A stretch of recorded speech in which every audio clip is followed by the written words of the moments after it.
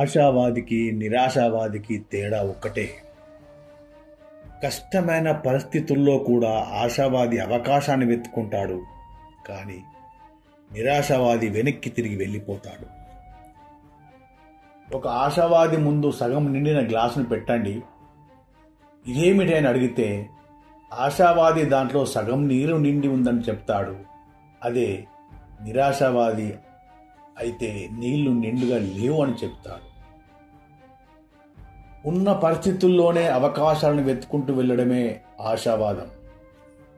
గొప్పవారి విజయ కథలను చదివి చూడండి, అందులో వారు దాటిన కష్టాలు ఎన్నో ఉంటాయి. జీవితంలో గెలవాలనుకుంటే పరిస్థితుల నుంచి పారిపోకూడదు, ఓటమిని ఒప్పుకోకూడదు, ఆ ఓటమి నుంచి పాఠాలు నేర్చుకోవాలి. ఇప్పటికీ ప్రపంచ స్థాయిలో సక్సెస్ సాధించిన వారందరికీ ఉండే ఉమ్మడి లక్షణం ఆశతో జీవించడమే.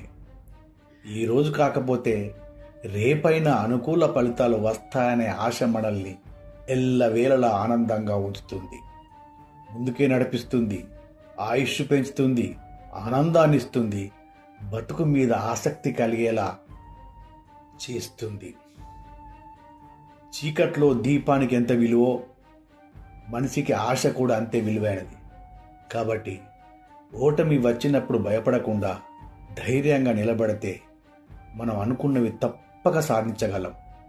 కావాల్సింది కాస్త ఓర్పుతో కూడిన ధైర్యం.